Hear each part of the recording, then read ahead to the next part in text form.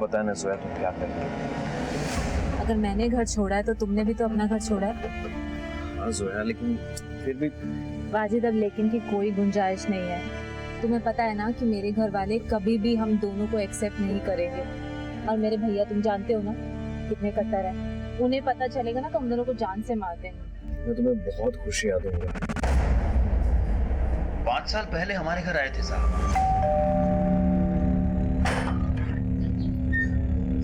अस्सलाम वालेकुम भाईजान। अरे वालेकुम अस्सलाम वाजिद मियां, अचानक? बस ऐसे ही आ गया था। ये भाईजान ये जोया है, अपने ही गांव की है। हम दोनों घर से भाग कर आए।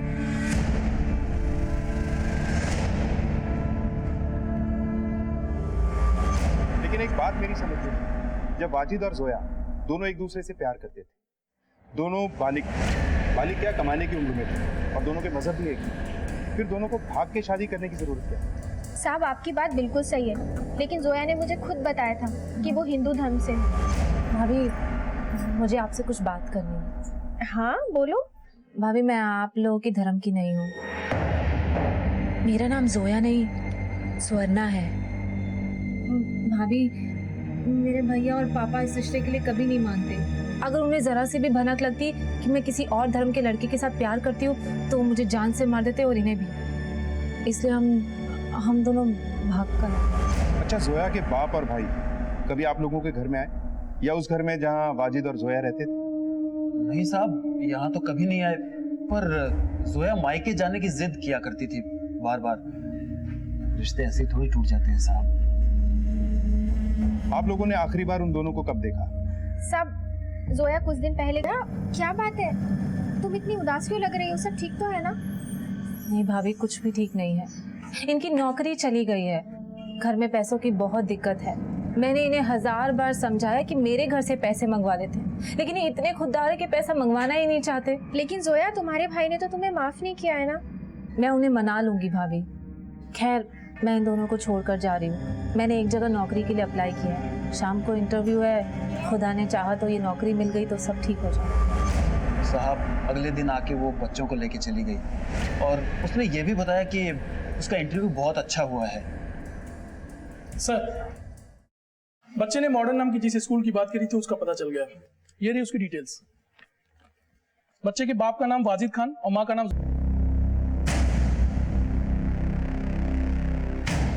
फोटोग्राफ दिखाओ। सर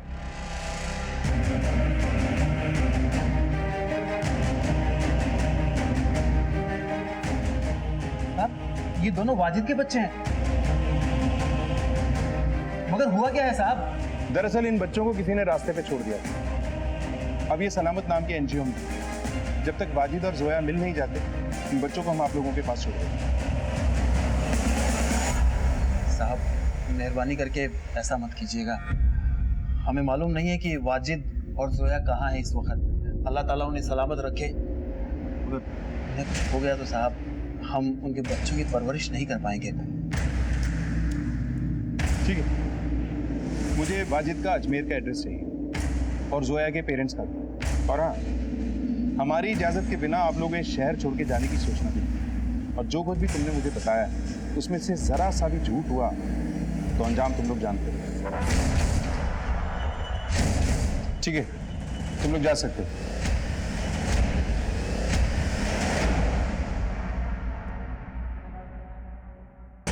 ठीक है, इस बारे में पूरी डिटेल्स मुझे दो। जय। सर, अलीगढ़ पुलिस स्टेशन ने इस लड़की की फोटो भेजी। ये मिसिंग, इसका नाम रीमा है। सर ये देखिए, इसने लगभग इसी तरह के कपड़े पहन रखे हैं जो हमें डेड बॉडी पे से मिले। ये महज एक इत्तेफाक हो सकता है, लेकिन ये भी हो सकता है कि मरने वाली लड़की यही है, पर ये दोनों केसेस बिल्कुल अलग हैं। You're right। लेकिन सबसे पहले हमें यह पता लगाना होगा कि ये मरने वाली लड़की कौन है। इसे पहचानना मुश्किल है क्योंकि बॉडी का कटा हुआ सर अभी तक हमें नहीं मिला और कातिल ने जानबूझकर लाश के टुकड़ों को दूर दूर फेंक दिया था ताकि हम कभी भी उस तक ना पहुंच पाए। लेकिन सही सवाल अब भी कई है। एक ये कि अगर ये मरने वाली लड़की ये रीमा है तो सवाल ये है कि इसे किसने मारा होगा, क्यों, तो इसका वाजिद से क्या कनेक्शन है। और अगर ये जोया है तो जोया और उसके पति को जोया के बाप और उसके भाई से जानकर खतरा था। तो कहीं ऐसा तो नहीं कि वाजिद को भी मार दिया गया, या ये भी हो सकता है कि वाजिद ने ही इन दोनों में से किसी एक लड़की को मारा और कहीं भाग गया। और अभी हम सिर्फ डीएनए टेस्ट से पता लगा सकते हैं कि ये बॉडी जोया की है या रीमा की। सही कह रहे हो। एक काम करो, चौहान को बोलो कि उन बच्चों का ब्लड सैंपल लो और इस रीमा के माँ बाप का भी ब्लड। और तुम ऐसा करो कि एक टीम लेके अजमेर जाओ, वहाँ की लोकल पुलिस से मदद लेकर जोया और वाजिद के बारे में पता करो। सर, अलीगढ़ पुलिस से मिले नए सुराग से पुलिस और भी उलझ गई थी। अब इस केस के तार बाहरी इलाके से जुड़ गए थे। जोया और वाजिद कहाँ थे? नीता को बच्चों का मिलना क्या महज एक इत्तेफाक था या कोई राज? पुलिस ने अपनी जांच टीम बढ़ा दी थी जो दिन रात इस गुत्थी को सुलझाने में लगी थी। आपका मतलब है वाजिद यहाँ नहीं है? जी हाँ, वाजिद जिससे उससे इस घर से गया उसने अपनी शक्ल तक नहीं दिखाई। उस लड़की का भाई जब देखो मुंह उठा के आता है और हमें धमका के चला जाता है। मेरी बहन स्वर्णा कहाँ है? कौन स्वर्णा? तेरा जो कमीना बेटा है ना वाजिद, वो मेरी बहन को भगा के ले गया है। वाजिद ऐसा नहीं कर सकता। पूछ अपनी इस बेटी से, इसे सब कुछ मालूम है। उन दोनों को तो मैं ढूंढ के मार ही दूंगा। अगर तुझे पता है तो मुझे सच सच बता दे, वरना एक दिन तेरी इस बेटी को उठा के ले जाऊंगा। वाजिद तो अच्छा हुआ नहीं आया, आता तो मारा जाता। साहब माना चाहता था। मतलब? जोया से शादी के बाद उन्होंने फोन किया था मुझे। सुहाना आपा, तुम कहाँ चले गए हो वाजिद? वापस आ जाओ। मैं जल्दी लौटूंगा। सुहाना फोन दे, अब फोन दे मुझे।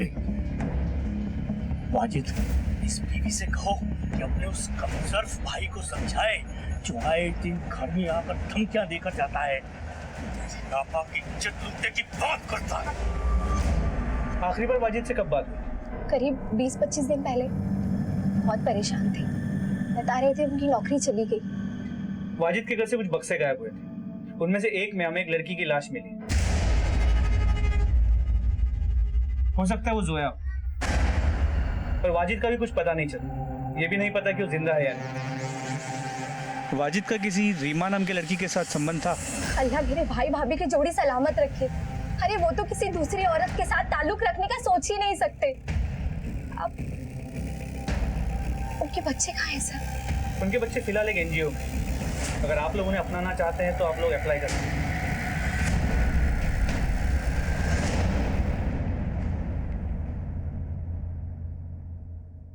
देखिए साहब, न तो हम ये जानते हैं कि वो लड़की कहाँ है और न ही हम जानना चाहते हैं। आपकी स्वर्णा से आखिरी बार बात कब हुई थी? 5 साल पहले, जब वो इस घर की बेटी थी और मेरी बहन थी। उसके बाद कभी उसने कॉल नहीं किया। हमें आपके ब्लड सैंपल चाहिए। क्यों?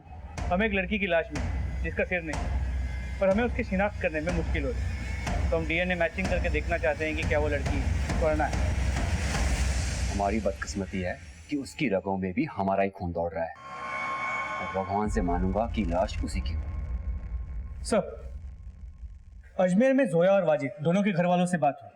मुझे लगता है कि ऑनर किलिंग का केस हो सकता है, क्योंकि वाजिद के घर वालों ने बताया कि जोया और वाजिद के भाग जाने के बाद जोया के भाई राज ने वाजिद के घर वालों को कई बार धमकाया, पर यह भी कहा था कि अगर जोया और वाजिद वापस आए उन्हें मार दे। तुम ठीक है तुझसे, ये ऑनर किलिंग का मामला हो सकता है।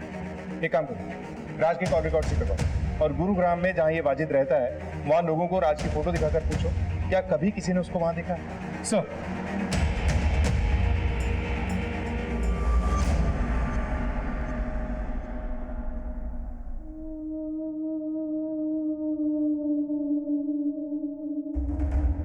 ये कपड़े तो मेरी बेटी के हैं साहब। आप लोगों को पूरा यकीन है कि ये कपड़े आपकी बेटी की? मुझे आज भी वो दिन याद है जिस दिन वो ये कुर्ती खरीद कर लाई थी। बहुत अच्छी है, तुझमें बहुत खिलेगी। देखिए, हमें एक लड़की की कटी हुई लाश मिली। ये कपड़े उसी लाश पर से। इस बात को कंफर्म करने के लिए हमें आप लोगों का ब्लड सैंपल चाहिए। डीएनए मैच होगा तो ये बात कंफर्म होगी कि वो लाश आपकी बेटी रीमा की है। सर, आपने सही कहा। जोया के भाई राज की मोबाइल की लोकेशन 27 अगस्त और उसके 1-2 दिन बाद यहाँ गुरुग्राम में वाजिद के घर के आसपास की रही है। सर, ये देखिए। इस राज को उठाओ और सख्ती से पूछताछ करो। सर,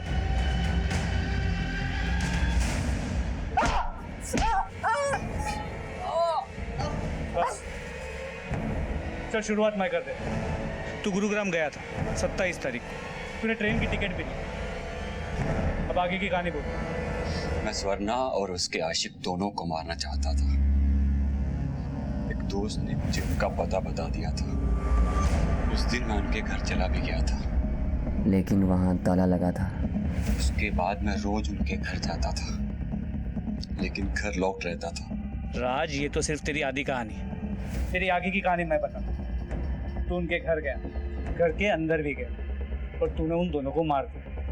जोया की लाश तुम्हें मिल गई। अब ये बता कि तूने वाजिद की लाश को कहाँ ठिकाने लगाया, बोल। काश मैं अपने हाथों से उन दोनों की जान ले सकता। उन्होंने कोई इतना बड़ा गुनाह नहीं किया था। सिर्फ जिससे प्यार किया उसी से शादी की। इसे तब तक अंदर रखो जब तक वाजिद का कुछ पता नहीं चलता। जैन सर, बच्चों की डीएनए रिपोर्ट आ गई है।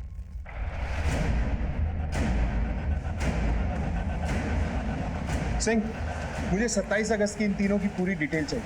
कौन कहाँ था, क्या कर रहा था, किससे मिल रहा था? सर, पुलिस के हाथ कुछ अहम सुराग लग गए थे। अब उनके शक और तफ्तीश का दायरा भी सीमित हो गया था। सर, एक इंपॉर्टेंट बात पता चली। क्या? हत्या वाली रात यानी 27 अगस्त को हमें जिस जिस जगह लाश के टुकड़े मिले थे, हर उस जगह पे एक टेम्पो को देखा गया सर। हमने टेम्पो के मालिक का पता भी लगा लिया है। ये रही उसकी डिटेल्स।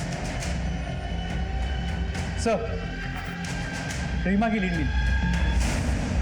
उसका फोन अभी अभी स्विच ऑन हुआ था। लगता है इस केस से बहुत जल्द पर्दा उठने वाला है, क्योंकि हमारी हरकत को देख के हत्यारे भी हरकत में आएंगे और कोई ना कोई गड़बड़ जरूर करेंगे। सब पे नजर बनाए रखो। और चौहान, इस टेम्पो के मालिक को उठा के लाओ और तुम रीमा को ट्रैक करो।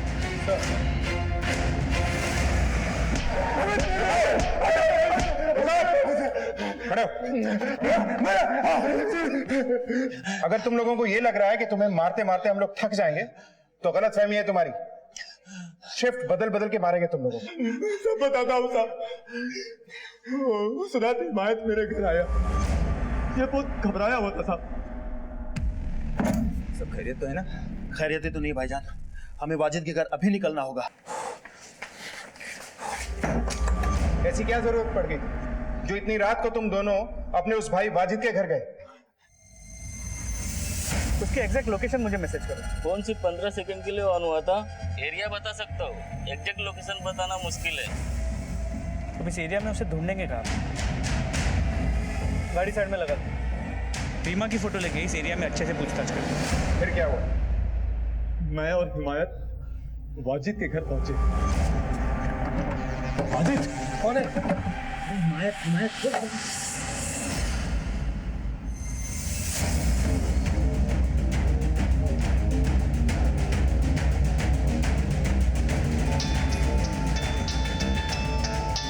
हाँ बोलो सर, इसने अभी फोन ऑन किया है। इसके पहले कि उसका फोन स्विच ऑफ हो जाए उसका लोकेशन ट्रेस करो। इमीडिएटली भेजो मुझे।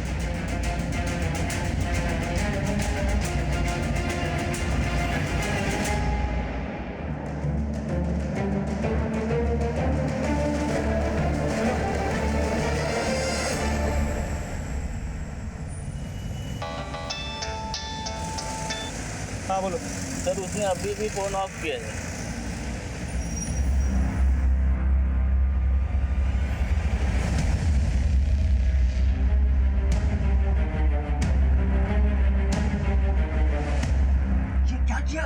मेरे पास और कोई रास्ता नहीं था भाईजान। पागल हो गए?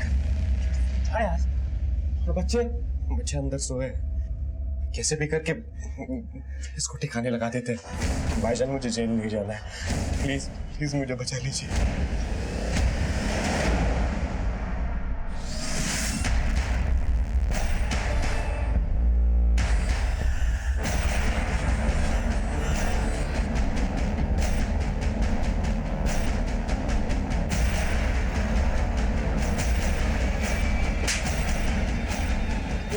लड़की का है।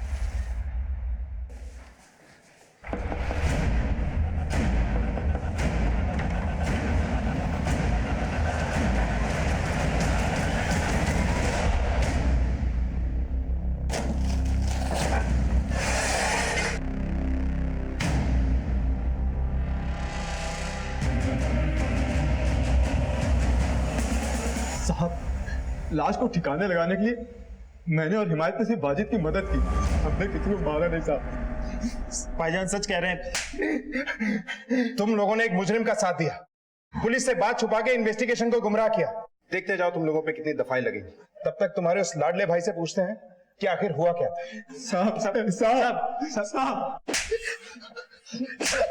Singh sir, please please please मत मारिए। चल बोल, ये सब क्यों किया, वरना उल्टा लटका के मारूंगा। सर, मेरी और जोया की शादी हो गई थी। मैं उससे बहुत प्यार करता था। वो दूसरे धर्म के होने के बावजूद उसने हमारे मजहब में अपने आप को बहुत अच्छे से डाल लिया था। उसके घर की माली हालत भी बहुत बेहतर थी हमसे। और यहाँ मैं 2 वक्त की रोटी के लिए दर दर भटक रहा था। नौकरी ढूंढ रहा था मैं, पर मिल नहीं रही थी। मैंने जोया से जो भी वादा किया था वो मैं पूरा नहीं कर पाया था, इसलिए दिन ब दिन वो गुस्सा हो रही थी मेरे ऊपर। वाजिद, सिर्फ प्यार मोहब्बत से घर नहीं चलता। घर चलाने के लिए बहुत सारी चीजें चाहिए होती है। तुम खुद तो काम नहीं करते, कम से कम मुझे तो काम करने दो। हाँ तो करो ना, मैंने कब मना किया तुम्हें? वाजिद, मैं सिर्फ अपने लिए नहीं, इस घर के बारे में सोच रही हूँ। अरे यार तो सोचो ना, जाओ प्लीज, मेरा दिमाग खराब मत करो यार। मैं दिमाग खराब कर रही हूँ? मैं दिमाग खराब करूँ कि तुमने मेरा दिमाग खराब कर रखा है? तंग आ गई हूँ मैं इस घर में। रोज रोज की किटकिट की वजह से वो मेरे दिल से उतर रही थी। एक दिन दोस्त की शादी के सिलसिले में मैं चंपारण गया। तब मैंने रीमा को पहली बार देखा था। पहली नजर में मुझे पसंद आ गई थी और मैं भी रीमा को पसंद आ गया। मैं इसे सब कुछ सच सच बताने वाला था, लेकिन मैं डर गया था कि अगर इसे सब कुछ सच सच बता दूं तो ये मुझे छोड़ देगी। इसलिए मैंने एक दिन इसे गुरुग्राम बुला लिया, लेकिन हम दोनों को जोया ने साथ में देख लिया और वो मुझ पर बहुत गुस्सा हुई। वाजिद,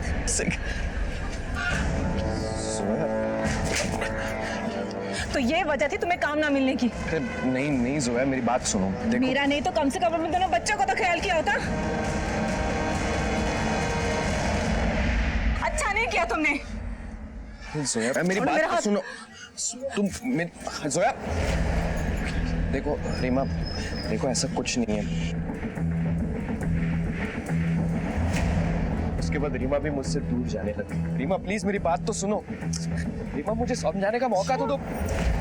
प्लीज प्लीज मुझे ऐसे छोड़कर मत जाओ। मेरे लिए तो तुम्हारे पास कोई जगह ही नहीं है। रीमा, मैं तुम्हारे लिए अपने दिल में भी जगह रखूंगा और अपने घर में भी। ठीक है, तो पहले अपनी बीवी से छुटकारा पाओ और अपने बच्चों से नहीं जाओ। कर पाओगे? मैंने कहा कर पाओगे? लेकिन जैसे तैसे मैंने रीमा को मना लिया। मैंने जोया से कहा था कि अगर तुम घर से जाना चाहती हो तो जा सकती हो, लेकिन अभी बच्चों को भी साथ में लेके जाना पड़ेगा। तुम जैसे घटिया सब रहना ही नहीं है मुझे। तुम्हें मेरे साथ नहीं रहना है ना? जाओ अभी के अभी यहाँ से जाओ और अपने बच्चों को भी साथ में लेके जाओ। वो सिर्फ मेरे बच्चे तुम्हारे कुछ नहीं लगते। एक दूसरी औरत के लिए तुम मुझे घर से निकाल रहे हो। हाँ, मैं जाऊंगी, लेकिन पुलिस स्टेशन जाऊंगी, तुम्हारे माँ बाप के घर जाऊंगी, अपने घर जाऊंगी, पूरी दुनिया को तुम्हारा ये घटिया चेहरा दिखाऊंगी मैं। पुलिस स्टेशन जाओगी तुम? सर, मैं उसे मारना नहीं चाहता था, लेकिन मेरे पास कोई दूसरा रास्ता भी नहीं था। लाश को ठिकाने लगाने के लिए मैंने हिमायत भाई और इम्तियाज भाई को बुला लिया। हेलो हिमायत भाई, आप जल्दी घर आ जाइए। वो जो है सर, मैं उसे मारना नहीं चाहता था। मैं रीमा से शादी करना चाहता था। रीमा को लेकर भाइयों से पैसे लेकर कहीं दूर जाकर बसना चाहता था, लेकिन रीमा मुझे बच्चों के साथ एक्सेप्ट नहीं कर रही थी। दोनों लड़कियों पे एक जैसे कपड़ों की क्या पहेली है? एक्चुअली मैंने एक जैसे 2 ड्रेस लिए थे और वो दोनों को गिफ्ट किए थे। शरीर के बाकी हिस्से तो हमें मिल गए, सर नहीं मिले। कहाँ फेंका था उसे? गुरुग्राम के आगे खाई है, उसी के नाले में डाल दिए। और ये रीमा के साथ कब से डेरा जमाया हुआ था तूने? हमें पता चला कि पुलिस हरकत में आ गई है, इसलिए हमें भागने का मौका ही नहीं मिला।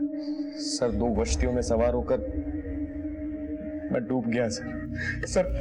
मुझे माफ कर दीजिए, मुझसे गलती हो गई। 2 कश्तियों की सवारी तूने अपनी मर्जी से की, अपनी सुकून भरी जिंदगी को बर्बाद भी तूने खुद किया, अपनी पत्नी का खून किया, अपने बच्चों को दूसरे के हवाले कर दिया और चला था किसी और से प्यार जताने। एक शादीशुदा और 2 बच्चों के बाप होकर और रीमा से रिश्ता जोड़कर सिर्फ अपनी ही नहीं, तुमने कई जिंदगियां बर्बाद कर दी। सड़ते रहना सारी जिंदगी जेल। जो बांधने से बंधे और तोड़ने से टूट जाए उसका नाम है बंधन, और जो अपने आप बन जाए और जीवन भर ना टूटे उसकी नीता ने उन बच्चों से हमेशा के लिए संबंध जोड़े रखने के लिए उनकी लीगल कस्टडी के लिए एप्लीकेशन दायर कर दी है, जो अदालत में जेर गौर है। याद रखिए, रिश्ते महज जोड़े नहीं जाते, निभाए जाते हैं। इन दोनों फोटो को जेरॉक्स करा के सारे शहर में पोस्ट लगा। एक्सक्यूज मी सर, बच्चों के पेरेंट्स के बारे में कोई इन्फॉर्मेशन मिली? नहीं सर, अभी तक कुछ भी पता नहीं चल पाया। बच्चे नीता अवस्थी के घर पर है। हम एनजीओ से भी पता कर रहे हैं, लेकिन उसमें थोड़ा टाइम लगेगा, इसीलिए फिलहाल बच्चों को उनके घर पर ही छोड़ दिया। बच्चे वहाँ पर काफ़ी कंफर्टेबल है और फैमिली भी काफ़ी भरोसेमंद है सर। ठीक है, सभी पुलिस स्टेशन से अपडेट लेते रहो और स्टेट के सभी पुलिस स्टेशन से कांटेक्ट करो। हो सकता है ये लोग कहीं बाहर से आए, लेकिन इतने छोटे बच्चों को लावारिसों की तरह छोड़कर माँ बाप क्यों चले?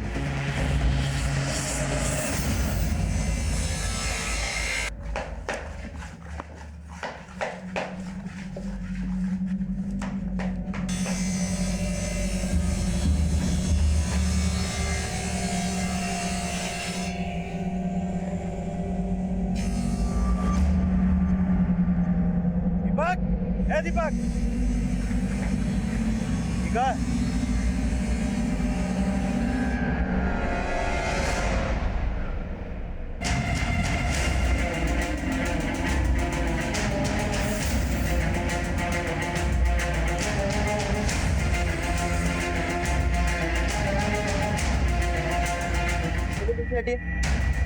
जो जी, दुकान आपकी है और आपको नहीं पता कि ये बॉक्स कहाँ से है? साहब देवी मार्ट के सब हमको कुछ नहीं पता साहब। दुकान खोलते कितना बजे? साहब दीपक दुकान खोलता है 9:30 बजे से। जब तुमने दुकान खोला किसी को बॉक्स रखते हुए देखा? नहीं साहब, हम तो सवेरे आए थे दुकान खोलने के लिए, हमें नहीं पता साहब। आप लोग पीछे हो जाइए प्लीज।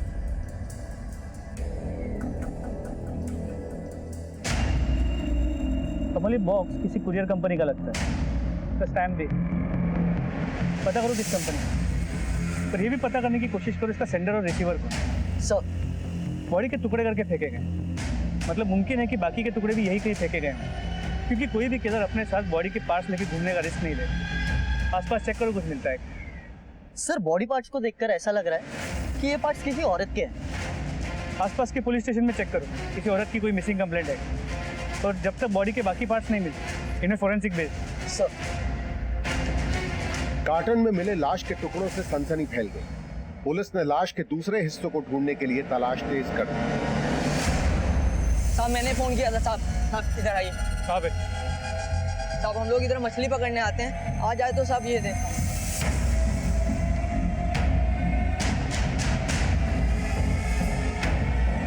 कार्टन को बाहर निकाल।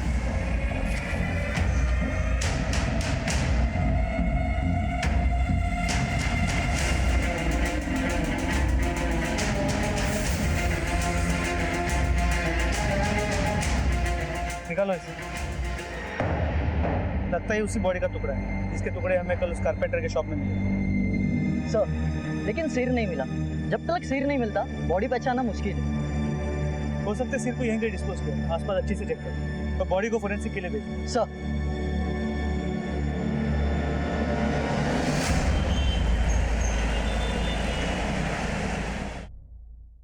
हमारी बेटी रीमा की खबर मिली साहब? देखिए, हमने आपकी बेटी की तस्वीर हर जगह भेजी है, अभी तक कोई इन्फॉर्मेशन नहीं मिली है। हो सकता है वो अपनी प्रेमी के साथ भागी है। हमारी बेटी ऐसी नहीं है साहब, हम तो ये सोच सोच कर डर रहे हैं कहीं उसके साथ कुछ गलत ना हुआ हो। देखिए, हम पूरी कोशिश कर रहे हैं, जैसे इन्फॉर्मेशन मिलेगी वैसे हम खबर करेंगे आपको। ठीक है, आप लोग जा सकते हैं।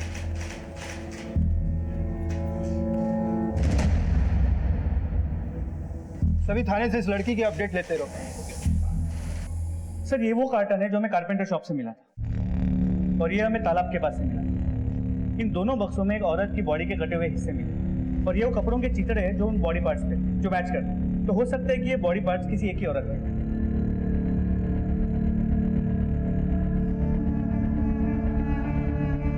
सुनिए, देखिए, दोनों कार्टन्स पे जो टेप है उस पे कोई मार्किंग है जो एक ही तरह की। हो सकता है ये कुरियर कंपनी की खुद की टेप हो। मार्किंग थोड़ी मिटी हुई है, लेकिन ये नंबर थोड़ा क्लियर है। इस नंबर को हर एक कोरियर कंपनी में भेजो। हो सकता है इन कार्टन्स का राज खुल जाए। जी सर। पुलिस को लाश के टुकड़े कार्गो कार्टून बॉक्स में मिले थे और केवल इतनी सी लीड से पुलिस ने हजारों कोरियर कंपनीज को खंगालना शुरू किया। चौहान, बच्चों ने कुछ बोला? नहीं सर, मैं वहीं से आ रहा हूँ, लेकिन अभी तक कुछ भी नहीं बताया। ठीक है, उनसे पूछताछ करते रहो, जैसे कुछ बोले मुझे इन्फॉर्म करो। सर, कार्टन में जो बॉडी के टुकड़े मिले उन पर एक कपड़ा था जिस पे ये टैग है। इस टैग की हालत काफी खराब है। एक मिनट।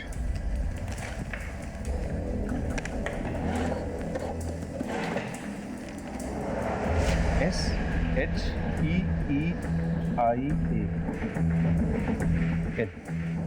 SHEEL सिंह, ये आई नहीं एल हो सकता, यानी शीला। पता करो कि शीला नाम से भी कितने ब्रांड हैं, और ये किसी बड़े डिजाइनर का ब्रांड नहीं लगता। इस पैमाने पे डिजाइनिंग करने वाली कई छोटी छोटी कंपनीज हैं, लेकिन शीला नाम पे जितने भी ब्रांड रजिस्टर्ड हैं सबके बारे में पता है। और हाँ, एक ही जैसे कार्टन बॉक्स और इन कपड़ों के टुकड़ों से ऐसे लगता है कि ये बॉडी किसी एक ही औरत की है। खैर, फॉरेंसिक रिपोर्ट से सब क्लियर हो जाएगा। तुम इस ब्रांड के बारे में पता करो। सर, पुलिस को मिल रहे सारे सुराग बेहद ही मुश्किल और लंबी प्रक्रिया वाले थे, लेकिन पुलिस की मुस्तैद टीम पूरी सूझबूझ से अपनी तहकीकात को आगे बढ़ा रही है।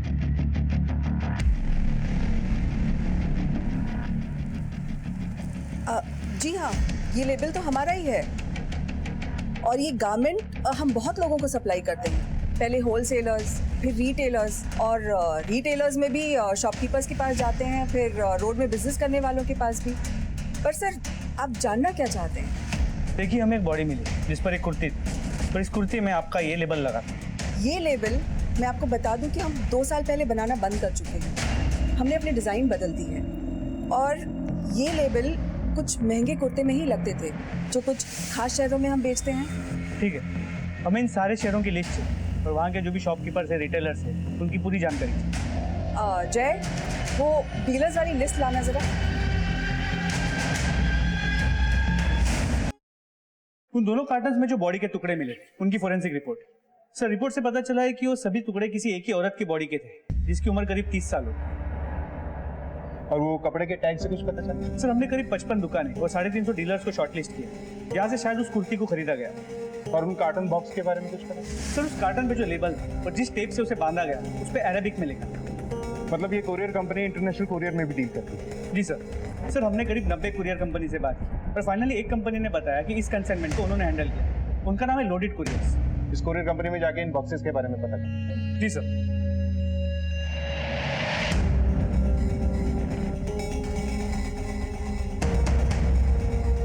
सर, ये नंबर उस कंसाइनमेंट का है जो यूएई से आया था। इसके सेंडर और रिसीवर दोनों नावेद अख्तर। इस नावेद अख्तर का एड्रेस दो। इसकी कंप्लीट रिपोर्ट चाहिए। सर, लोडेड कुरियर कंपनी से पता चला है कि उस कार्टन के कंसाइनमेंट का सेंडर और रिसीवर दोनों एक ही आदमी है, कोई नावेद अख्तर जो दिल्ली का रहने वाला है। चलो।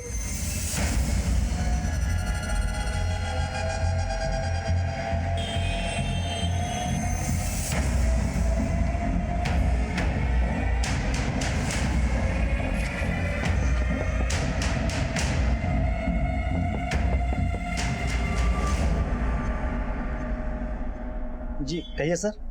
इस कार्टन को पहचानते हैं?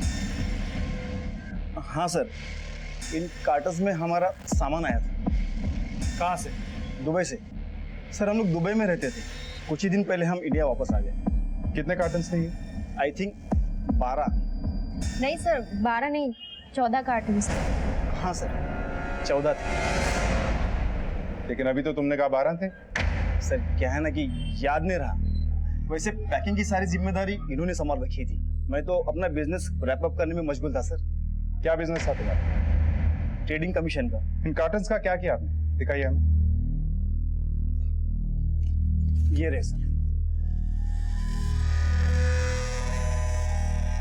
ये तो सिर्फ 8 है, अपने 14 गए। खाली कार्टन्स थे सर, होंगे कहीं यहाँ वहाँ तो हुए हैं, लेकिन लाश के टुकड़ों के साथ। अब अपने दिमाग पे भरपूर जोर डाल के हमें बताओ कि वो कार्टन्स कहाँ हैं, या फिर लॉकअप में ले जाके याद दिलाने में मदद करें हम तुम्हारी। याद आया सर, हमने कुछ कार्टन हमारी काम वाली बाई को दिए। उसने कहा था कि उसे घर का सामान रखने के लिए ज़रूरत है। उसका नाम और एड्रेस है ना सर? सबका नाम, एड्रेस, फ़ोन नंबर सब लेके रखा है। ये पास ही में 4 मकान छोड़ के रहती है। हम इस एड्रेस पे जाके वेरीफाई करो। सर, सालों से यहाँ रह रहे हैं, अल्लाह के करम से कभी पुलिस नहीं आई घर। पता नहीं मैडम ने क्या कर दिया। साहब, मेरे पास सामान रखने के लिए सूटकेस नहीं था, इसलिए मेम साहब से ये बक्से मांग लिए। ये तो 3 बक्से, बाकी के 3 का? मेम साहब ने तो मुझे ये 3 बक्से ही दिए। तुम्हारे मेम साहब नहीं कहा, सारे बक्से तुम्हारे पास। अल्लाह खैर करे साहब, हमारे पास बस 3 ही बक्से हैं। मेम साहब झूठ बोल रही है। आपके 14 कर्टन्स में से 8 आप ही के घर, 3 आपकी नौकरानी के, बचे हुए 3 का है। बोलो। मैं बताता हूँ। 3 कार्टन्स में तुमने बॉडी को ठिकाने लगाया था, जिनमें से 2 हमें मिल चुके हैं। अब बताओ।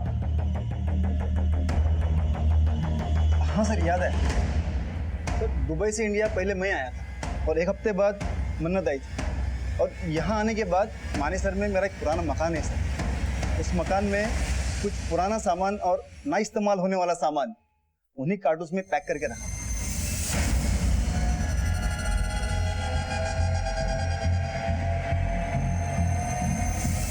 सर इस तरह।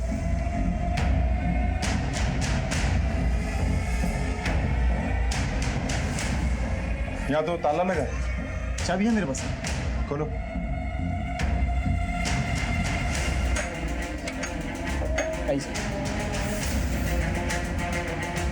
चेक करो पूरा कर।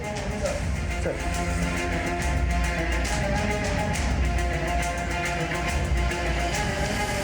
यही सब सामान कार्टून्स में रखा था। सामान तो ही पड़ा है, कार्टून्स ही नजर नहीं आता। सर अंदर कुछ नहीं मिला। सर मैंने घर किराए पे दिया था, लगता है घर छुट्टी चले गए बिना बताए। नंबर है उसका? है ना sir? Wajid Khan. Number note करो। सर। अनुज। 2-3 दिनों से देखा नहीं साहब। काफी शरीफ थे, उनके तो बच्चे भी।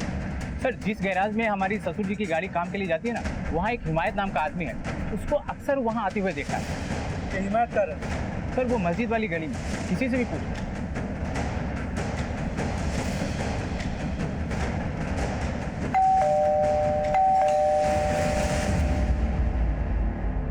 जी कहिए। पुलिस। और साहब बात क्या है? मतलब वाजिद को जानते हो? जानता हूँ, मतलब साहब मेरा भाई है, सगा भाई है। कहाँ है वो? अपने घर पे होगा, और कहाँ होगा साहब? वो घर पे नहीं। तो सर उसकी बीवी होगी घर पे, उससे पूछिए कहाँ है। घर पे ताला बंद है और दोनों के फोन भी बंद है। हम जानना चाहते हैं वो लोग हैं कहाँ। मेरा एक बड़ा भाई है इम्तियाज साहब, मैं उससे फोन करके पूछता हूँ कि शायद उसे मालूम हो साहब। वाजिद या जोया, दोनों में से कोई भी तुमसे कांटेक्ट करे तुरंत हमें बताना। जी जी साहब।